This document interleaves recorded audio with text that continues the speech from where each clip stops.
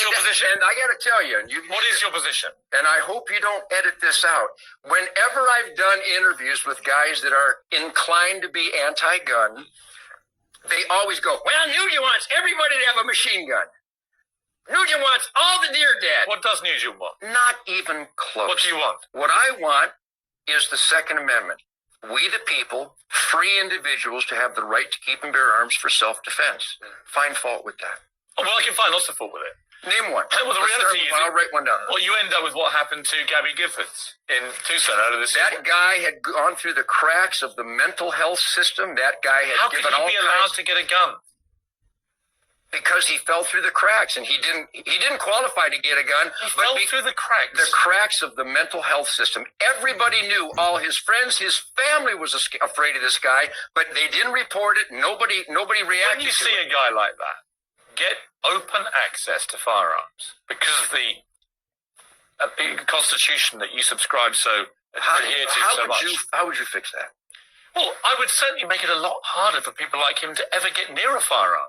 And that's my argument with the gun lobby, is that it's always very, very aggressive. And even as you've just exploded with me, it's always a violent debate. And it's always like, I want the right to shoot anyone that comes near me who's threatening me. But it's always about that. This guy was unstable, but was able to go and get a firearm because they are freely available in this country. Now, and that's where I have a problem with it. Were you born in England? I was born in England. Okay, are you familiar with Ireland?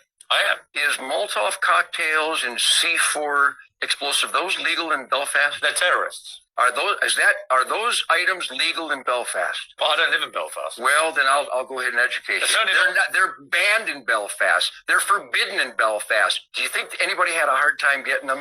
If you want something, how about in New York City? It doesn't mean It'd take me 15 minutes for me to get a submachine gun in New York City from some paroled crack dealer. Let me spin the argument. Would you allow drugs then to be freely available? Not at all. What's the difference in the argument? Because drugs are 100% about reducing your level of responsibility, getting high, disconnecting.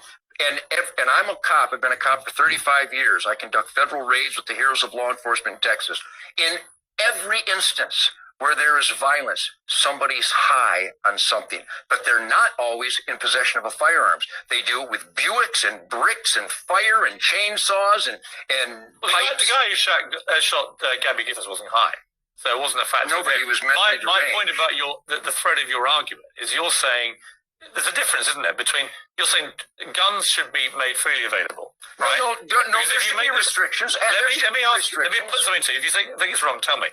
They should be made available with some restrictions, but not many, from the gun lobby arguments I've read. Which exists right now. The reason is if you made them illegal, they'd all be freely available anyway.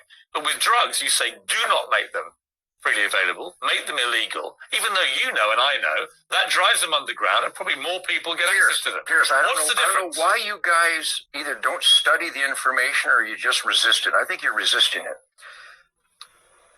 In America, where you have more citizens with guns on their person, you have a dramatic reduction in violent crime.